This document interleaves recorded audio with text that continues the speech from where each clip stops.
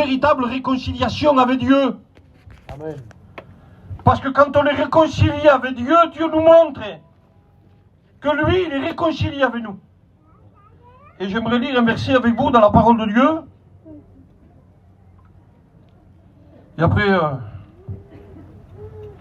on rentrera dans le message. Je vais mettre les lunettes. Hein.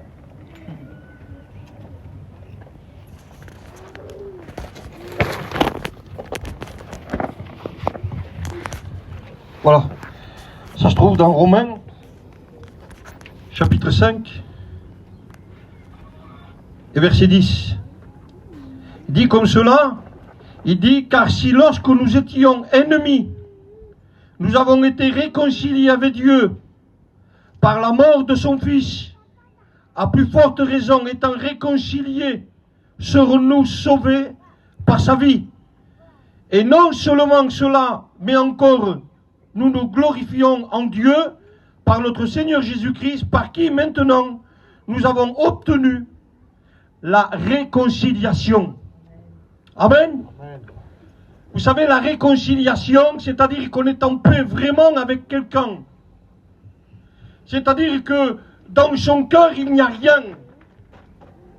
Et le Seigneur est en train de dire que il a fallu que Jésus-Christ, le Fils de Dieu, vienne à nous, à chacun d'entre nous, nous réconcilier avec Dieu au travers du sacrifice de la croix. C'est-à-dire que si avant il y avait une séparation entre nous et Dieu, au travers de la croix, Dieu nous a rapprochés de lui. Il est en train de dire en un mot, auparavant il y avait une séparation, et la croix a détruit cette séparation. Imaginez ici, regardez, il y a ces morceaux de bois là qui mettent des séparations. Eh bien, il y a une séparation entre vous et quelqu'un, et vous ne voulez pas voir cette personne. Et lorsque vous vous réconciliez avec lui, il y a un désir profond, c'est de détruire cette séparation. Et j'aimerais vous dire que celui qui l'a détruit, c'est Jésus. Il est venu lui détruire ceux qui nous éloignaient de Dieu pour nous rapprocher de Dieu. Si auparavant, dans le livre de la Genèse, au chapitre 3 du livre de la Genèse, il nous est parlé de deux personnages qui étaient avec Dieu, marchaient avec Dieu, vivaient avec Dieu, parlaient avec Dieu, étaient avec Dieu en permanence tous les jours. Dieu était leur quotidien. C'est-à-dire, ils se levaient le matin et puis Dieu venait leur parler. L'après-midi, Dieu venait leur parler. Le soir, Dieu venait leur parler. À combien de fois Dieu a parlé dans nos cœurs? Et je réfléchissais à cela et je disais, Seigneur, ces personnes-là, Adam et Ève, vivaient en communion et il n'y avait rien qui les séparait de Dieu. Ils étaient avec Dieu. Quel bonheur! Se lever le matin, mettre des cantiques et écouter la présence de Dieu venir nous bénir. L'après-midi, parler de Dieu et sentir la paix de Dieu venir envahir nos cœurs. Le soir, se coucher, prier le Seigneur et dire, Seigneur, merci pour cette nuit de repos, pour cette journée, et puis sentir la paix de Dieu venir envahir nos cœurs. Combien d'entre nous n'ont pas senti cela? Combien d'entre nous n'ont pas fait l'expérience? Je disais tout à l'heure, il y a des cantiques spirituels. Et ces cantiques-là, on s'aperçoit qu'ils sont tellement spirituels. On n'a même pas besoin de parler ou de prêcher. Non. Ces cantiques-là nous bénissent. Parce qu'ils sont spirituels. Mais le spirituel ne suffit pas. Le spirituel nous attire à Dieu. Le spirituel nous attire à des actes. Et là, ils étaient en communion avec Dieu, mais ils se sont laissés séduire. Séduire par le serpent. Pour lire ça dans le livre de la Genèse, au chapitre 3, ils se sont laissés séduire. Eux qui étaient en communion avec Dieu, ils ont écouté la voix étrangère qu'ils n'avaient jamais écoutée. Ils avaient l'habitude d'écouter Dieu parler, Paco. Ils parlaient avec Dieu, matin et soir. Oui, mais une voix nouvelle. Quelque chose qui est venu leur parler. Quelque chose qu'ils ne connaissaient pas. mais quelque chose qu'il voulait bien écouter. Mais fiez-vous de ce que vous écoutez, je vous le dis en vérité, Seigneur. Tout n'est pas bon à entendre. Tout n'est pas bon pour nous, pour notre vie. Et eux, on a envie de dire pauvres innocents. Pauvres innocents. Pauvres Adam, pauvres Ève qui se sont laissés rouler. Qui se sont laissés tromper. Ils y ont cru eux aussi. Et combien d'hommes et combien de femmes ont cru à la voix de l'ennemi, en pensant et en écoutant le diable venir dire « Tu vas réussir, tes yeux vont s'ouvrir, tu pourras, tu y arriveras, tu seras supérieur aux autres. » Parce qu'il est en train de leur parler d'une supériorité. Il est en train de leur dire « Vous serez comme des dieux. » En voulant dire, les gens vous regarderont comme des personnages élevés. Pauvre Adam, pauvre homme que nous sommes, en croyant que nous sommes quelqu'un, et parce que nous écoutons cette voix venir nous parler, et parce que nous y avons cru fortement, alors nous avons obéi à cette voix. Alors que la voix véritable de Dieu, de celle qui nous veut du bien, nous avait avertis du danger, en nous disant faites attention, ne vous les éloignez pas de moi, restez dans ma main, tout est pour vous, il y a tout en abondance, vous êtes dans ma main, vous ne manquerez de rien. Il est en train de leur dire tous les arbres du fruit sont là pour vous, et tout vous est soumis. En disant tout, même le diable est soumis. Mais là, la voix qui vient les tromper, en leur disant, a-t-il réellement dit? Est-ce que tu crois que, vous savez, cette voix qui vient semer le doute, et nous venir nous faire croire que parce que nous aussi, on va l'écouter, et nous aussi, on va y arriver, et on va devenir quelqu'un. Est-ce qu'on est quelqu'un lorsque la maladie nous frappe? On s'aperçoit qu'on n'est plus personne. Est-ce qu'on est quelqu'un lorsqu'il nous arrive un problème, une difficulté? Est-ce que notre compte en banque, est-ce que cet argent, est-ce que ce proverbe merveilleux qui dit que l'argent fait le bonheur, eh ben, il nous donne le bonheur lorsqu'on se retrouve dans un hôpital, Tino? Lorsqu'on a une mauvaise nouvelle, que le médecin vient nous parler? Est-ce que ce bonheur qui est éphémère et qui ne dure pas, il faut des fois passer par là. Il faut des fois passer par la maladie, il faut des fois passer par la difficulté. Et des fois on dit, eh bien Dieu m'a abandonné. Dieu ne t'a pas abandonné. Dieu n'a pas abandonné Adam. Si Dieu parle aux chrétiens, j'aimerais vous dire que Dieu parle aux païens. Si Dieu parle aux chrétiens, Dieu parle aux rétrogrades aussi. La peur, quand on lit dans le livre de la Genèse, la voix de Dieu se fait entendre. Adam, où es-tu? Malgré qu'Adam a péché, malgré que tu vis dans le péché, malgré que tu as écouté la voix du diable, malgré que tu t'es laissé tromper, malgré que tu t'es laissé voler tout ce que tu avais, malgré que tu t'es laissé tromper par l'ennemi, tu y as cru. Tu es comme Adam, tu y as cru. Vraiment, tu y as cru. Tu as cru tellement que tu t'es éloigné de Dieu, et tu as cru et tu t'es appuyé là-dessus. Mais lorsque le problème vient, la difficulté vient, tu t'aperçois que là-dessus, tu ne peux plus compter. La Bible dit que lorsque leurs yeux se sont ouverts, vous savez, quand nos yeux s'ouvrent quand il vient le problème, la maladie, la difficulté, la tempête qui vient chez nous. Nos yeux s'ouvrent et on s'aperçoit qu'on a besoin de Dieu. Et j'aimerais te rappeler ce soir que tu as besoin de Dieu. Amen. Et que sans Dieu, tu ne peux pas t'en sortir. Amen. Tu as besoin que Dieu vienne détruire ce mur pour rétablir la réconciliation avec Dieu. Amen. Dans le livre d'Ésaïe au chapitre 59 et verset 2, il dit ce sont vos péchés. Ce sont vos iniquités.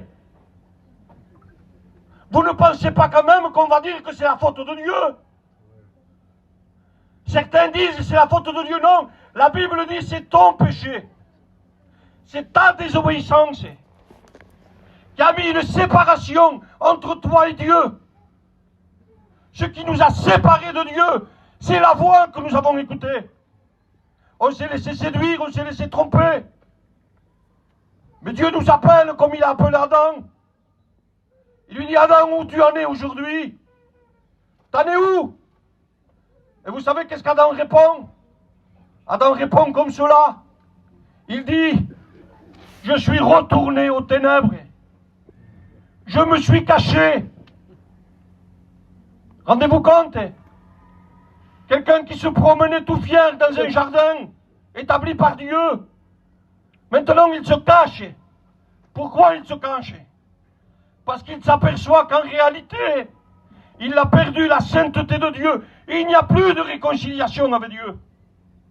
Mais Dieu veut la rétablir.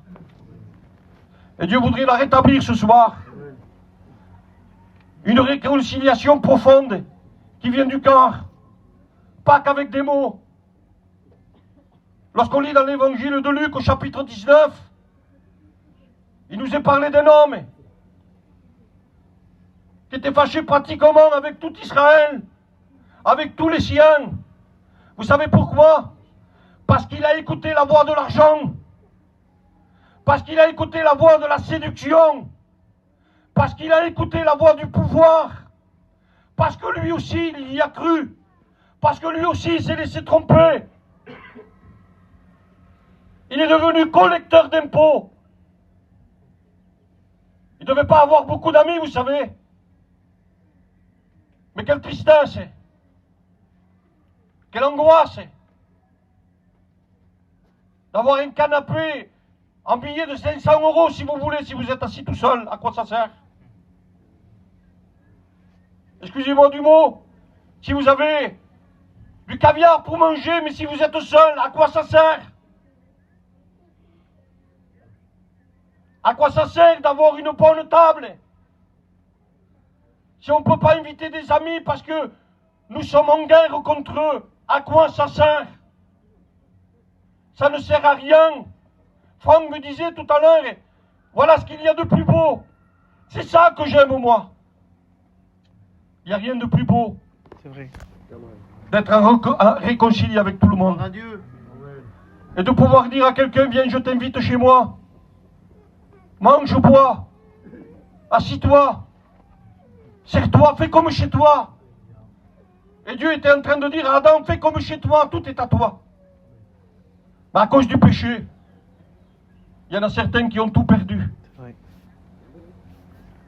Et puis Zachée, lui, il avait tout perdu. Il n'a plus rien.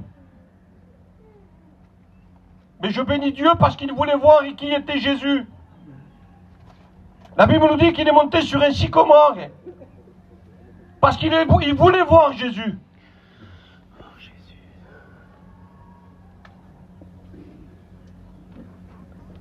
Vous savez, si Jésus aurait passé, si Jésus n'aurait pas fait le premier pas, il aurait vu simplement Jésus passer. Ouais. Ne crois pas que c'est par tes efforts. Hein. Non, c'est parce que lui t'aime vraiment. Amen. C'est pour cela que Dieu a dit à Zachée, Zachée, hâte-toi de descendre. Parce que c'est maintenant qu'il faut qu'on se réconcilie tous les deux. Zachée descend parce qu'il faut se réconcilier. Et Zachée est au courant qu'il faut une réconciliation. Il n'est pas innocent. Vous savez, il n'est pas fou. Il sait très bien qu'il n'est pas en paix avec Dieu. On n'a pas besoin de lui faire un cours de théologie pour savoir. On n'a pas besoin de lui faire un dessin pour savoir. Certains savent s'ils sont en paix avec Dieu ou pas. Vous n'avez pas besoin qu'on vienne vous le dire. Et je ne viendrai même pas vous le dire. Parce que cela ne dépend pas de moi, mais dépend de vous, entre vous et Dieu. Et la Bible dit comme cela, que Zachée est descendu du sycomore à la voix de Dieu, à la voix de Jésus, à l'appel de Dieu, Zachée est descendu. Amen. J'aimerais que tu puisses descendre ce soir. Je vous le dis en vérité, je le dis avec tout mon cœur. Je prêche avec mon cœur. Je voudrais tellement que tu comprennes ce soir que Dieu veut une paix profonde avec toi, faire une paix profonde. Pas une paix superficielle. Pas quelque chose qui est comme ça, vous savez, oh ça y est, c'est arrangé. C'est pas comme ça que Dieu va arranger. Dieu veut arranger vraiment. Mais il faut que toi aussi tu le veuilles. Il faut que tu veuilles arranger vraiment. Comme Zachée a voulu arranger. On ne peut pas continuer à vivre dans le péché. On ne peut pas continuer à vivre comme bon nous semble. Et dire, ben je m'approche de Dieu. On ne peut pas s'approcher de Dieu en vivant dans le péché. Le péché nous sépare de Dieu. Mais Dieu nous aime. Et Dieu nous appelle à nous repentir et à revenir à Dieu. Comme il a appelé Adam. Dieu est capable d'offrir le plus grand des sacrifices. Et il l'a fait. Il a offert son Fils. Parce que Dieu nous a tant aimés. Qu'il a donné son Fils unique afin que quiconque croit ne périsse pas, mais qu'il ait la vie en Dieu. Parce que Dieu veut que nous ayons la vie. J'aimerais vous dire, et je m'excuse du mot, mais quand quelqu'un ferme les yeux ici-bas, on ne peut pas le garder avec nous. On ne peut pas le garder avec nous. Excusez-moi de ce que je suis en train de vous dire, mais en vérité, Seigneur, on passe un jour, 2 jours, 3 jours, on veille, mais après, quand ça dure, vous avez remarqué, on dit, c'est trop long. On ne peut pas veiller autant. Et pourtant, on l'aime, mais on ne peut pas le garder. C'est logique. J'aimerais vous dire que c'est logique. Dieu ne peut pas nous accepter dans sa présence si nous n'avons pas accepté la vie. Amen. Et pour cela, il faut un miracle.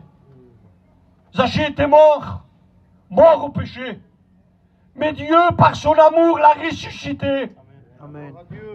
Dieu, par son amour, est venu redonner la vie à son corps. Il n'y avait plus de vie dans son corps. Il n'y avait plus de vie. La vie était éteinte. À cause du péché, la vie n'y était plus. Mais Dieu, un seul mot de Dieu. La Bible dit, dans le livre des Psaumes, chapitre 34, que ce qu'il dit, avec sa bouche, lorsqu'il ordonne, ça arrive. Dans le livre de la Genèse, la Bible dit que Dieu a dit que la lumière soit et la lumière fut. Et lorsqu'il a regardé Zachée qui est descendu, Zachée lui a dit, il l'a invité dans sa maison, il est rentré dans sa maison. Je m'imagine la scène, les frères. Je m'imagine la scène, cet homme qui voulait voir Jésus. Jésus qui passe, qui l'appelle par son nom. Parce que Dieu est capable de t'appeler par ton nom ce soir. Et si Dieu t'appelle par ton nom, si tu entends la voix de Dieu, si tu écoutes le Saint-Esprit parler à ton corps, alors j'aimerais t'inviter à ne pas fermer la porte ce soir. Amen. Ne passe pas à côté de la réunion. Le diable voudrait t'entraîner. Mais Dieu voudrait te pousser à la repentance. Dieu voudrait te pousser et t'attirer par des cordages d'amour. Dieu aimerait te faire comprendre que dans ce monde il n'y a rien, que tout est éphémère et toujours à recommencer. Et Dieu aimerait te faire comprendre que ce que tu as besoin, c'est de la véritable vie. La vie qui est donnée par le sacrifice de la croix. Et Zachée l'a compris cela. Alors Zachée commence à parler et à dire, à un moment donné, Dieu va s'arrêter de parler. Dieu va s'arrêter de parler parce que c'est à nous maintenant. C'est à nous à avouer. C'est à nous à dire. C'est à nous à prendre nos responsabilités. Est-ce que tu es prêt à prendre ta responsabilité ce soir? Est-ce que tu es prêt à prendre ta responsabilité? Je vais faire un appel, je vous le dis en vérité, je vais faire un appel. Je n'avais pas prévu, mais je vais faire un appel. Est-ce que tu es prêt à prendre ta responsabilité? Zachée a compris. Dieu l'a appelé. Dieu a rétabli le premier la conversation. Ce soir, c'est Dieu qui te parle. Au travers de la parole de Dieu, c'est pas moi. C'est pas moi qui prêche qui te parle, non, non. C'est la parole de Dieu qui est en train de te parler ce soir. Amen. Et la parole de Dieu est en train de parler à ta vie. En te disant, je m'arrête et je t'appelle parce que j'ai vu ton besoin. Et si tu passes à côté de la réunion, alors il y a deux endroits où passer l'éternité, dit la Bible dans le livre de Deutéronome au chapitre 19. Il dit, il y a deux endroits où passer l'éternité. Soit loin de Dieu, soit près de Dieu. Où veux-tu passer l'éternité ce soir? Réfléchis bien. La vie n'est qu'une vapeur. Le roi David dira, Seigneur, apprends-moi, enseigne-moi à bien compter mes jours. Montre-moi, Seigneur, combien je suis fragile. Et combien de vous avez fait l'expérience ici? Combien de vous, vous avez appelé des serviteurs pour venir prier à l'hôpital parce que vous avez eu besoin à un moment donné et la peur vous a envahi. Vous n'avez même pas pensé à rien. Vous n'avez pas pensé à rien du tout de ce qui est dans le monde. Vous avez pensé qu'à une seule chose. C'est que Dieu vienne pour rétablir. C'est que Dieu se lève pour guérir. C'est que Dieu fasse un miracle. Et combien d'entre vous pourraient le témoigner ce soir? Que Dieu a fait un miracle dans leur foyer. Que Dieu a béni, que Dieu a agi, que Dieu a posé sa main. Et combien se sont éloignés de Dieu? Combien se sont laissés tromper par la voix de l'ennemi, la voix étrangère? Mais le bon berger t'appelle ce soir. Le bon berger t'appelle. J'aimerais te dire que le bon berger connaît ses brebis. Et le bon berger est capable d'appeler sa brebis chacune par son nom. Même si on aurait pu dire Zachée n'est plus chrétien, Jésus aurait répondu, Zachée est une brebis égarée. Je la connais, elle s'appelle Zachée, je vais l'appeler, elle va venir. Et Dieu voudrait t'appeler ce soir. Dieu voudrait t'appeler, Dieu t'appelle. Et lorsque Dieu établit le dialogue, Zachée va dire, et je vais terminer maintenant, lorsque Dieu établit le dialogue, j'aimerais vous dire qu'il y a cette parole merveilleuse, où c'est que Zachée est en train de vivre un grand moment, un moment de vérité entre lui et Dieu, un moment qui est peut-être confidentiel. On n'aurait pas voulu le dire à tout le monde, mais là on se sent obligé de le dire. Alors il le dit, c'est pas n'importe qui qu'il a devant lui. Il se trouve devant la véritable vie. Ce n'est pas quelqu'un avec qui il peut essayer de tromper. Il a trompé des gens. Il les a trompés, mais il sait qu'il ne peut pas le tromper à lui. On ne peut pas tromper Jésus.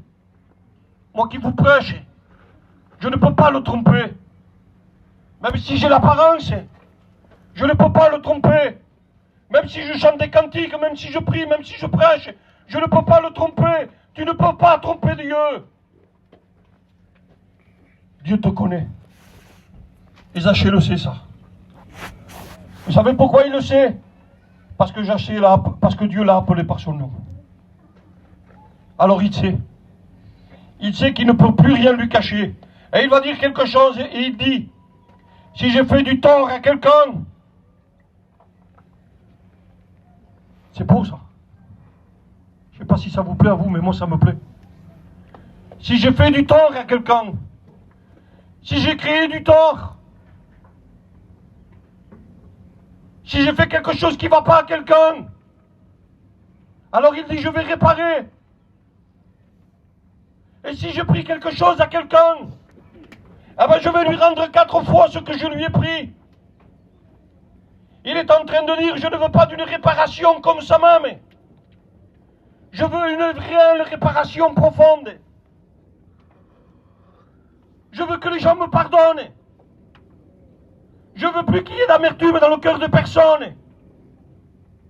Et quand il dit cela, quand il dit cette parole-là, alors la voix de Dieu se fait entendre à nouveau. Et je voudrais que tu écoutes cette voix de Dieu. Elle t'est adressée. Et lui dit, Zachée, aujourd'hui, le salut est rentré dans ta maison. Amen. Il n'y était pas. Il n'y avait pas de salut. Mais le salut est rentré. Dans le livre de Corinthiens, au chapitre 2 et au verset 15, il dit que c'est à cause de lui, c'est lui qui nous a réconciliés. C'est Christ qui nous a réconciliés. Et ce soir, le Seigneur voudrait réconcilier des personnes.